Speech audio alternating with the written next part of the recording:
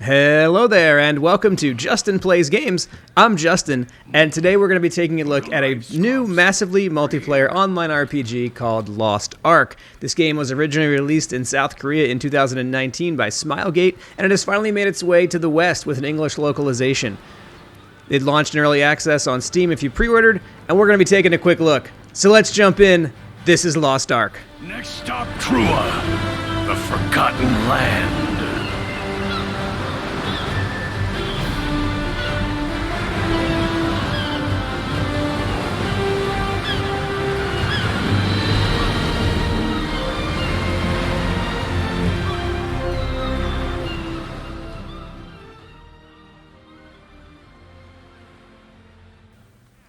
So I've put in a little time recently with Lost Ark, played through the sort of intro tutorial kind of moments of the game, if you will, and there is a lot to like here. This game is exciting, it's fun, it's action-packed, and fast-paced. And I think there's a lot going on that is really positive. So what kind of game is this? It's sort of an isometric top-down action game. At least in the first 40 minutes or so, the way that it presents itself is very much like Diablo or any other popular isometric sort of action game. You hack and slash, you fight enemies, often in big groups, and there's a lot of mechanics in the game that promote sort of like group combat. The game begins, as most do, with sort of an introduction and sort of a tutorial section, and it introduces you to some of the controls, and it lets you pick your class. There are a couple of different base classes, and then you get to choose an advanced class. So I chose the warrior as the base class, kind of an attacker, and then the game presented me with a few choices of my advanced class. So I decided to try out the paladin here, and they sort of give you this really nice little way that you can sort of test the class out before you make your final decision. The game does allow you to make multiple characters, so you can play other classes as well. But you can see here I decided to sort of test out what the paladin was like, and I was having fun. I really liked sort of the idea of, sword-based combat, fighting the enemies, but then also being able to support my party. You can see me sort of fumbling a bit with the controls here, which I'll talk about a little bit later.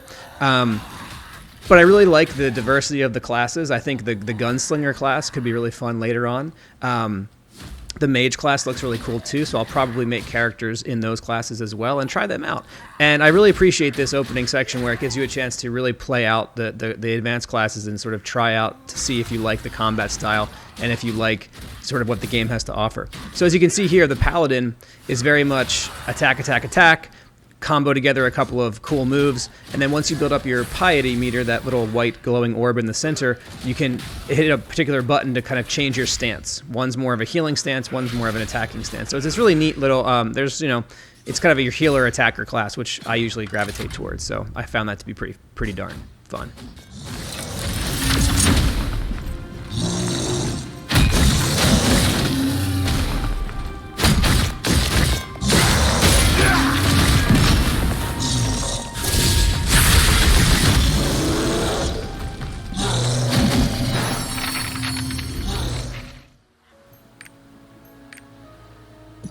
Upon first kind of jumping into the world, the game presents you with a lot of information about how to play, how to interact with NPCs, how to pick up gear, how to equip gear. I would say the biggest hurdle that I've seen so far in playing this game are the controls.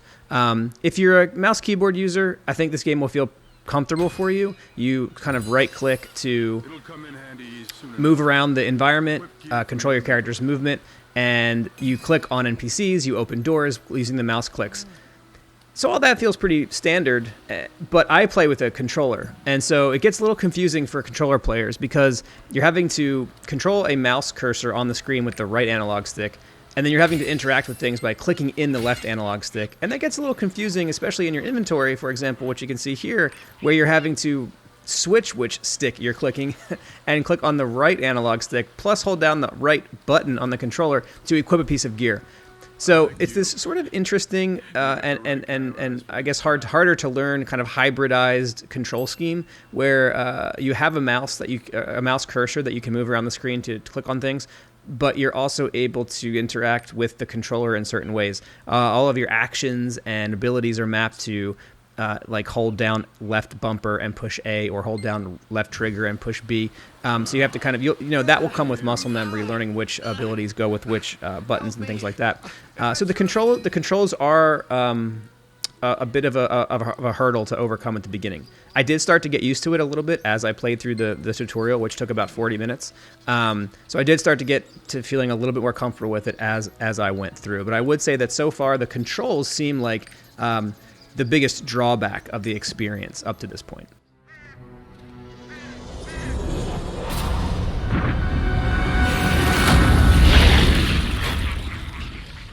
Biggest strength so far? Easily the combat. It's super fun, super engaging. I really like it. It's very action-oriented. If you're a fan of games like Diablo, you're going to find a lot to love here. Huge swarming hordes of enemies coming at you. You feel very powerful, especially in this sort of opening tutorial. You feel like you're just destroying everything, and there's a lot happening on screen. It's very hectic and chaotic, and you're using your abilities, and you're dash dodging, and you're getting out of the way, and the bosses have some interesting stagger mechanics, and this is all still just an early impression, but the combat feels really satisfying, really fun. Enemies drop gold and loot and items, and you can pick those things up and equip the new gear that you get. They look really cool. Animations are great.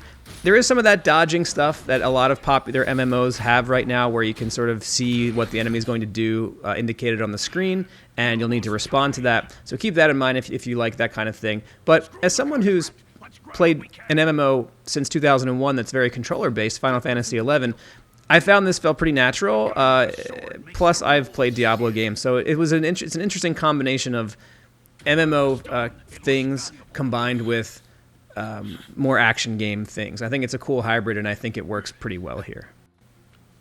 As I mentioned, I'm not very far into this, so this is just a very quick, very early impression of really only about the first hour of the game. So I haven't gotten into the actual online MMO aspects of anything yet, but I am really excited to try that next. I know that's a big glaring omission here in my initial impressions, but this is more of just a first take, and I am really excited to see how the multiplayer elements of this will play out, how the synergy exists between the different classes, if there's ways to kind of skill chain or combo with other classes in the game.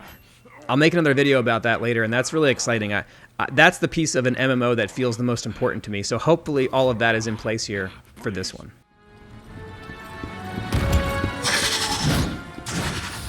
So should you be interested in Lost Ark?